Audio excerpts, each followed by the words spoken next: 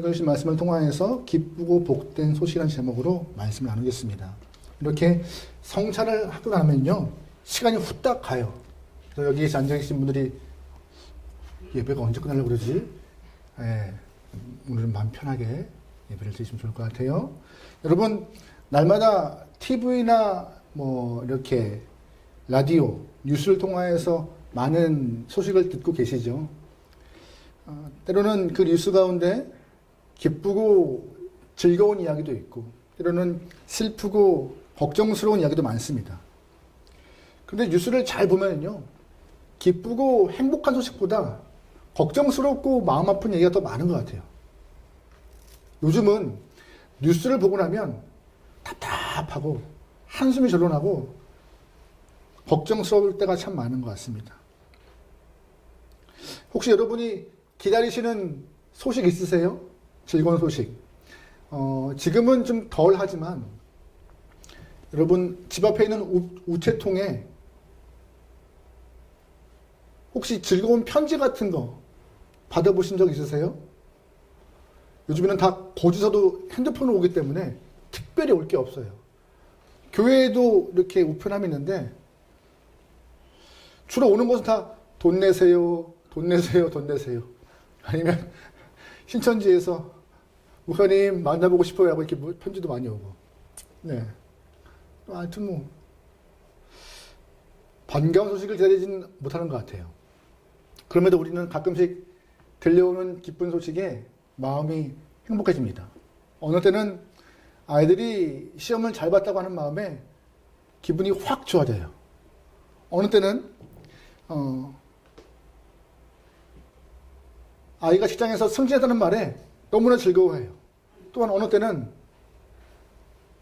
자녀가 건강한 모습으로 출산하여서 그 생명을 안고 있는 모습에 너무나 기뻐하는 때도 있습니다. 또 어떤 경우에는 병환 중에 있던 가족이 건강하여서 행복해할 수도 있고요. 저희 집 같은 경우에도 어제 전화가 왔어요. 한 달 만에 군대 가 있던 성민이가 연락을 와서 아침부터 그 어떤 소식보다 저희 안사람은 복음처럼 너무나 즐거웠던 그 통화를 듣게 됐는데요. 네. 듣고 싶어 하죠. 보고 싶어 하죠. 설교를 준비하면서 보니까는요, 20년 전 거의 오늘 2003년 4월 12일 대한민국에서 가장 로또가 비싸게 당첨금이 됐대요. 20년 전에 407억. 할렐루야. 이거를 한번 이런 소식이 407억도 필요 없으냐. 그런 소식이 딱 띵동 울리면 좋겠네요. 그죠? 뭐 복권을 사야지 그러는 일이 있죠. 복권도 안 사는데.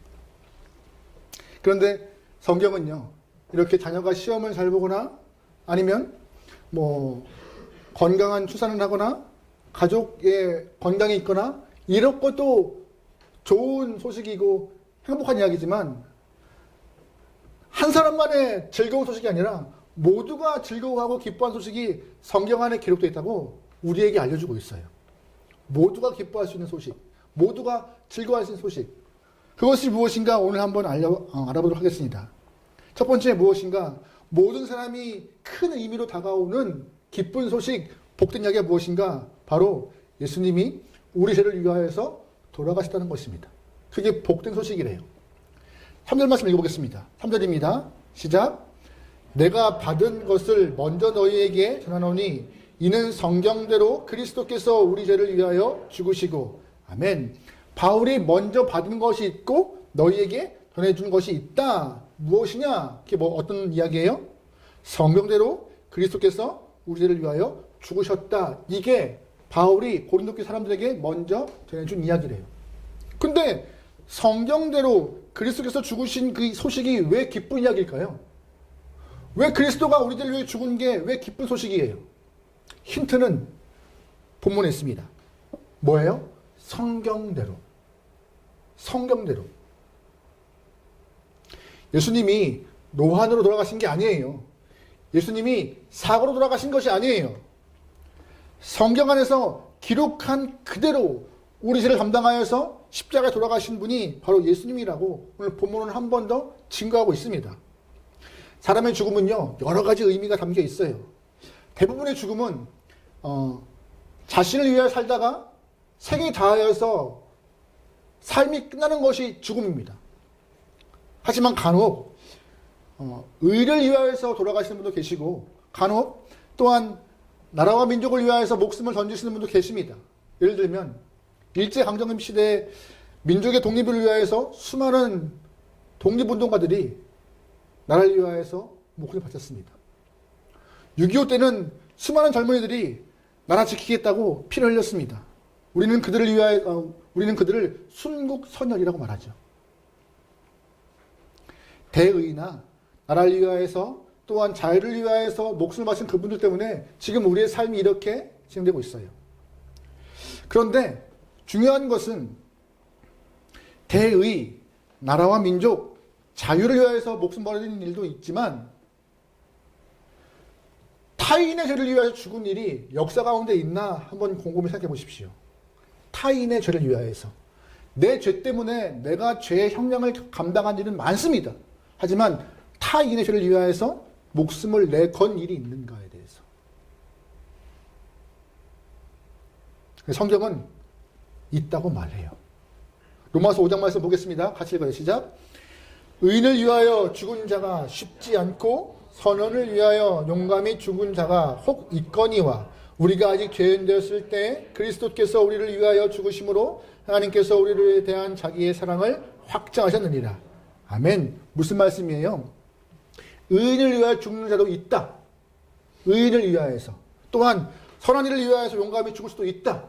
하지만 예수님은 그의 죽음이 내가 죄인 되었을 때, 우리가 죄인 되었을 때 그 죄 때문에 돌아가셨다고 성경은 말하고 있습니다. 이 얘기를 들으면서 가끔씩은 갸우뚱하시는 분이 있어요. 글쎄요, 목사님 저는 이렇게 죄를 짓고 사는 것이 없는 것 같은데 갸우뚱하시는 분들이 계실 수 있어요. 예수님의 죽음과 내 삶에 있는 모습을, 내 죄악을 연결시키지 못하여서 감동도 없고 십자가의 의미도 모르고 감사함이 안 느껴질 때가 있는 것이죠. 그것만큼 안타깝고 그것만큼 불행한 것이 없습니다. 어떤 사람이 병원에 갔어요. 진료를 받으려고. 진료받는데 의사가 어디가 불편하세요? 물어보니 환자와 선생님, 제가 자주 방귀를 뀌는데 신기하게도 냄새가 안 납니다. 방귀를 뀌는 것은 속에 가스가 찬 건데 냄새가 안 나요. 의사가 제설하기 시작합니다. 의사가 처방을 내요. 하루에 약 하나씩 먹으라고. 그리고 3일 후에 보자고. 3일 후에 환자가 왔어요. 다시금 의사 앞에, 선생님 처방하신 약이 무엇인지 모르겠지만 제 방귀가 너무 냄새나더라고요. 제 장이 건강해진 것 같아요. 라고 말하자 의사와 아닙니다. 제가 드린 약은 코를 칠한 약이었습니다. 코를 칠한 약. 당신은 평소에 똑같이 방귀를 뀌고 있었는데 코가 망가져 냄새나는 것을 모르겠던 뿐이죠. 여러분 이 이야기가 어떤 의미인지 아세요? 영이 죽고 양심이 병들어서 내가 죄인인지 모르고 살아가는 것과 똑같은 거예요. 방귀를 껴도 냄새가 안 나는 것과 같이 내가 죄인의 삶을 살아도 나는 죄가 아닌 것 같은데 스스로 자각과 인지를 못하는 것이죠. 여러분이 인지를 하지 못해도 성경은 말합니다. 로마서에 보면은 모든 사람은 죄인이다. 의인은 하나도 없더라고. 성경 안에서 죄의 기준은 분명합니다. 하라는 것을 하지 않으면 죄라고 해요. 하나님을 사랑하고 이웃 사랑하는 것 하지 않으면 죄입니다. 하지 말라는 것 하면 죄예요. 빼앗고 힘으로 누르고 억압하고 훔치고 또한 성경은 마음으로 품는 것 또한 죄래요. 갖고 싶고 품고 싶고 다 죄래요. 성경은 또 말합니다. 믿지 않는 것도 죄다. 이런 기준에 누구 하나 의인이라고 말할 수 있는 사람이 없는 것이죠. 잘 살아서 하루에 한 번씩만 죄를 져보죠. 하루에 한 번씩. 우리가 운전만 하지 않아도 죄를 덜 지는 것 같아요. 그죠? 아닌가? 아니면 또 우리가 혼자 살면은 죄를 덜 질 수 있나? 어쨌든 하루에 한 번씩만. 그러면 1년만 지나면요. 365번의 죄를 져요. 10년이 지나면은 3650번의 죄가 쌓입니다. 그런 게 인간의 모습인 거예요. 죄 없다? 누구도 못합니다. 근데 더 심각한 문제가 뭔지 아세요? 성경은 다 죄라고 말하는데 그 죄의 마지막은 뭐가 있어요? 심판이 있다. 그게 가장 크고 무서운 거예요. 그래서 로마서 6장 보면은 죄의 삭은 뭐라고요? 사망. 게다가 히브리서 9장 말씀 보면은 사람에게 죽는 것은 정해져 있고 그 이후에 심판이 있다. 심판은 뭐예요? 지옥에 대한 심판이에요. 꺼지지 않는 영원한 불에 들어가는 심판인 거예요. 죄인은 인간이 정해진 운명은 뻔해요. 죄인은 지옥에 가서 꺼지지 않는 불 안에 들어가 매 순간 고통을 느끼며 허우적거리는 그 운명의 삶. 근데 감사한 것은 그렇게 무서운 지옥에 들어갈 수밖에 없는 운명의 우리를 예수가 죽으심으로 건지셔서 생명으로 인도하신 것입니다. 그래서 우리에게는 그 어떤 것보다 예수의 죽으심이 복되고 기쁜 소식인 것이에요. 에이, 목사님, 예수도 사람인데 죄가 없겠어요. 왜 없겠어요, 예수님? 다 있을 거예요. 본인 죄 때문에 십자가 졌겠죠. 라고 하시는 분도 계실 수 있어요. 하지만 예수를 잡아서 재판했던 빌라도가 누가복음 보면은요, 예수님을 신문하고 과정 가운데 이 사람 죄가 없다고 3번이나 얘기해요. 3번이나. 죄를 발견할 수 없는 분이셨어요. 죄가 없는 분이세요. 나의 죄 때문에 돌아가신 것이 아니라 그분의 죄 때문가 아니라 누구의 죄 때문에요? 우리 죄 때문에. 그게 성경대로 돌아가신 것입니다. 노환이나 사고나 어쩔 수 없이 죽은 것이 아니라 성경 안에서 하나님의 계획대로 돌아가신 일. 그래서 우리에게는 희망이고 소망이고 생명의 소식인 것이죠. 두 번째로 본문은 말합니다. 모두에게 크고 복된 소식이 무엇이냐? 그 죽으신 예수님이 부활했다라고 말하고 있는 것이에요. 4절 말씀 읽어보겠습니다. 같이 읽어요. 시작. 장세 지낸 바 되었다가 성경대로 사흘 만에 다시. 아멘. 오늘 본문도 아까 3절 말씀과 같은 말이 있어요. 어떤 이야기죠? 성경대로.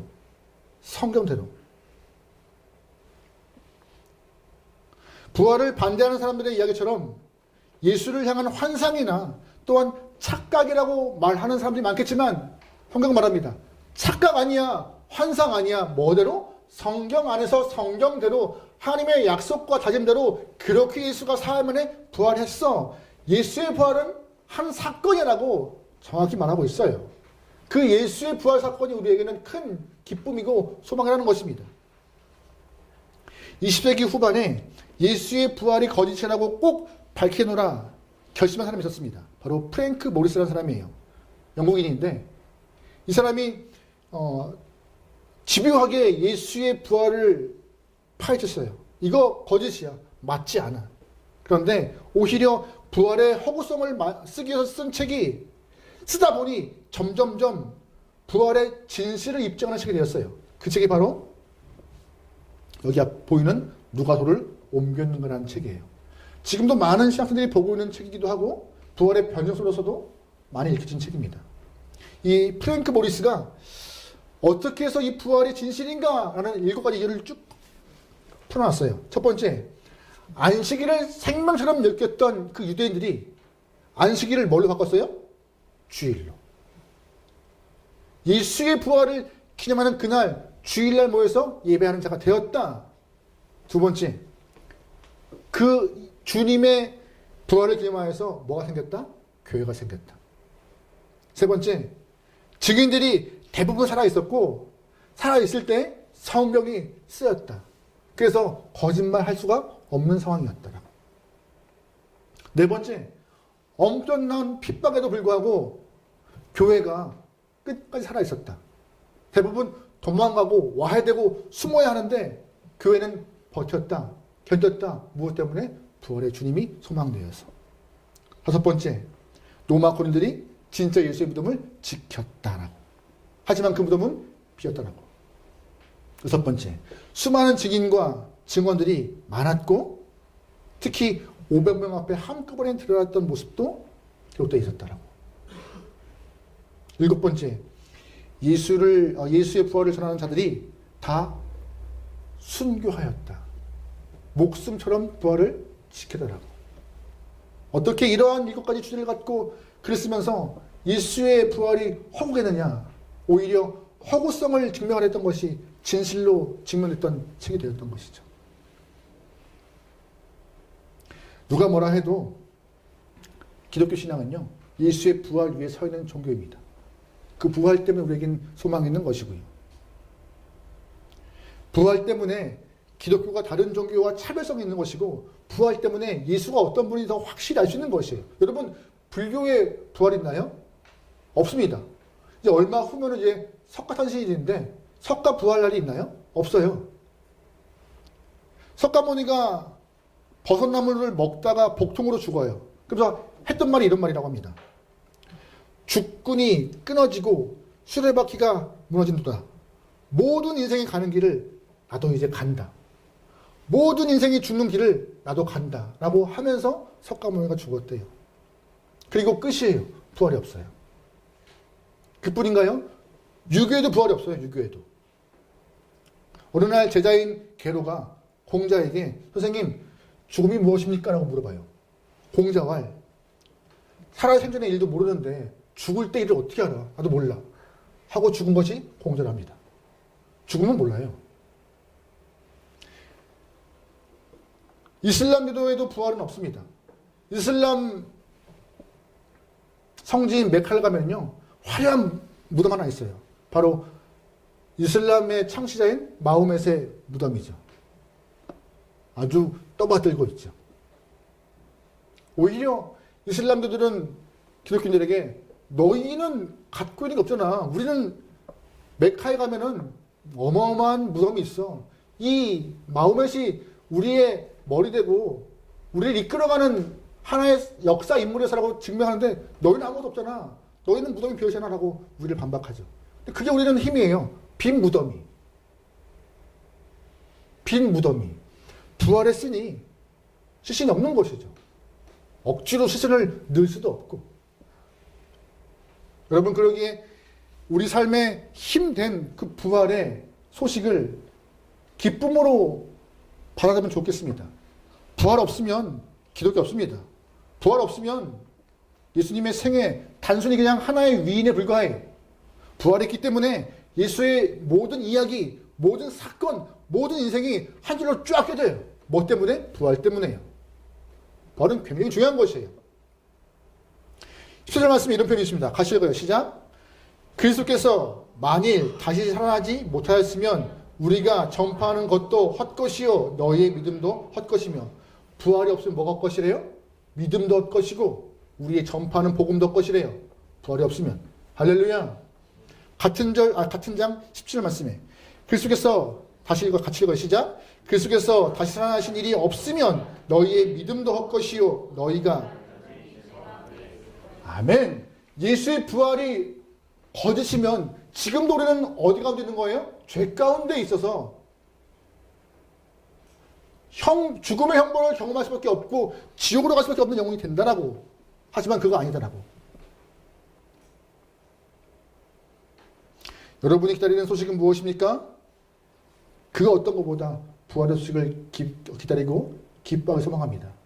여러분, 부활이 왜 인류 최고의 소식인지 아세요? 죽은 사람에게, 또한 죽을 사람에게, 죽음을 두려워하는 사람에게 유일한 소망이, 희망이 부활이기 때문이에요. 죽음은 어떻게 될까? 죽은 후에 뭐가 있을까? 라고 질문 던질 때마다 세상은 답을 주지 못합니다. 그냥 죽음을 경험하면서 죽음 이후엔 그냥 끝인가 보다라고 스스로 단정 짓고 있는 것이 이 땅이죠. 하지만 예수의 부활은 죽음은 끝이 아니야. 다시금 부활이 있어. 소망함이 있어. 하늘나라에 하나님의 마음이 있어. 그곳에 우리의 마음을 두는 것이 생명에 얻는 방법이라고 예수의 부활은 우리에게 소망을 말하고 있는 것입니다. 여러분, 그러기에 어떤 것보다 부활에 대한 믿음과 소망을 갖고 예수를 쫓을 수 있는 귀한 용도면 좋겠습니다. 마지막 세 번째, 모든 사람에게 큰 의미 있고 정말 기쁘고 복된 이야기가 무엇인가? 바로 우리도 부활한다는 것입니다. 누구도요? 우리도. 본문 20절입니다. 같이 읽어요. 시작. 그러나 이제 글 속에서 죽은 자 가운데 다시 살아나시는 잠드는 자들의 첫 열매가 되었도다. 아멘. 20절 말씀에서 가장 중요한 포인트가 있습니다. 중요한 단어. 어떤 걸까요? 첫 열매. 질문 드려보죠. 첫 열매라는 말은 어떤 뜻일까요? 첫 열매. 그냥 열매가 아니에요. 첫 열매예요. 어떤 말일까요? 처음 것. 처음 것. 그러면 두 번째 거 있다 없다? 있다. 세 번째 거 있다 없다? 있다. 그 두 번째와 세 번째와 순서가 있다는 거예요. 그래서 오늘 본문에 부활의 첫 열매라는 이 말은 두 가지 의미를 담고 있습니다. 첫 번째, 부활의 순서가 있다. 첫 열매가 누구다? 예수다. 두 번째가 누구다? 믿는 영혼들이다. 그러면서 모든 믿는 자가 부활한 이후 마지막에 뭐가 있다? 심판이 될 것이다. 또한 부활의 첫 열매라는 것은 무슨 뜻이냐? 바로 부활의 동질성이에요. 예수님이 첫 부활자가 되었던 것처럼 우리 또한 부활하면 그러한 존재로 그러한 모습으로 부활할 거야. 다른 것이 아니라 이 육체의 그대로가 아니라 예수가 부활하신 어떤 것이 정확히 말씀 못 드립니다. 하지만 이 모습은 아니에요. 가끔씩 농담처럼 물으시는 분 계세요. 목사님, 제가 살짝 눈을 찝었어요. 제가 코를 세웠어요. 그럼 제가 부활할 때 수술한 이후일까요? 이전일까요? 몰라요. 걱정하시는 거예요. 처음 가서 신랑이 못 알아볼까봐. 몰라요. 근데 그런 몸으로, 우리가 생각하는 몸으로 태어나는, 다시 부활하는 거 아니에요. 누구의 모습으로? 첫 열매이신 예수님과 같이. 부활의 동질성이에요. 목사님, 제 몸이 좀 아파요. 몸이 좀 불편해요. 부활하는데 이 아픔과 고통을 다 안고 있는 이 몸을 가지고 똑같이 부활하나요? 아니에요. 이 육신은요, 약해요. 나이를 먹으면요, 힘이 빠지고 참 그래요. 하지만 예수의 부활은요, 이 육체의 부활을 넘어서 우리가 설명할 수 없는 영의 부활입니다. 그러다 보니 우리도 예수와 똑같이 부활하는 거예요. 형형 상관없이, 몸 상관없이, 건강 상관없이 예수와 같은 모습으로. 그래야 천국에 가서 하나님 앞에서 같이 예배하고 찬양하고 뛰놀 수 있는 거예요. 육체는 한계가 있어요. 공간의 한계, 시간의 한계. 그걸 뛰어넘는 부활이 있는 것입니다. 할렐루야. 그래서 이 부활만큼 우리에게 복된 소식이 없다. 본문 49절 말씀 볼게요. 49절입니다. 시작. 우리가 흙에 속한 자의 형상을 입은 것 같이 또한 하늘에 속한 이의 형상을 입으니라. 다시 읽게요. 다시 읽어요. 시작. 우리가 흙에 속한 자의 아멘. 흙에 속한 자의 형상이 뭐예요? 흙에 속한 자 누굴까요? 감사합니다. 아담이에요. 흙으로 빚은 자 어디로 가요? 흙으로, 흙에 속한 자. 하지만 예수를 믿고 구원받은 자 어디 속해요? 하늘에 속한 이의 형상, 즉 첫 부활의 연마가 되었던 예수의 형상과 같이 그렇게 부활하는 거예요. 이 몸뚱아리가 참 그렇지만 이 몸이 아니라 그러기에 우리에게는 부활이 소망인 거예요. 지금 긴 글이지만 하나의 글을 좀 소개하고 마치랍니다. 이어령 박사의 딸이었던 이민아 목사님께서 책을 썼어요. 이 책은 이민아 목사님이 위암 말기 때 투병 중에 쓴 책인데 그때 쓴 책에 대한 서문이 많은 이들의 마음을 물리죠. 땅에서 하늘처럼이라는 책인데 책의 서문이 좀 길어요. 저를 사랑하시는 능력의 하나님이 그동안 저의 질병을 여러 번 고쳐주셨기에 이번에도 또 고쳐주리라 믿고 있습니다. 그러나 하나님께서 저를 치유해주지 않아 제가 죽게 되더라도 저는 예수님의 말씀대로 죽음에서 다시 살아날 것이고 영원히 죽지 않을 것입니다. 왜냐하면 예수로부터 이미 영원한 생명을 얻은 제게는 죽음이 이미 권세를 잃었기 때문입니다. 저는 두렵지 않습니다. 예수님이 십자가를 통해 저에게 주신 죽음에 대한 승리는 실질적인 것입니다. 저는 이 책을 통해 암과 같은 질병의 선고를 받고 이제 자신의 인생의 죽음으로 끝나게 되었다고 절망하고 있는 분들에게 예수님이 이미 우리에게 주신 하나님의 나라를 보여주며 그곳에서 살게 될 영원한 부활 생명을 보여주고자 합니다. 이 멋진 서문이 이 책을 빛나게 했어요. 말기 위암 환자가 투병하는 쓴 글. 죽음이 눈앞에 있지만 예수의 부활, 나에게 소망되어서 나 또한 하늘의 부활이 있기 때문에 두렵지 않습니다. 부활은 우리에게 두려움도 사라지게 하는 것이에요. 말씀을 마치려고 합니다. 여러분, 인류 최고의 나에게 가장 대박인 소식이 뭔지 아세요? 본문이 말합니다. 예수님이 성경대로 돌아가셨다. 또한 성경대로 부활하셨다. 또한 나 또한 부활한다. 이 말씀 꼭 기억하며 이 부활절한 아침 부활의 증인이 되고 부활의 동행자가 되고 부활을 증거하는 증인이 되기를 주님을 축원합니다. 아멘.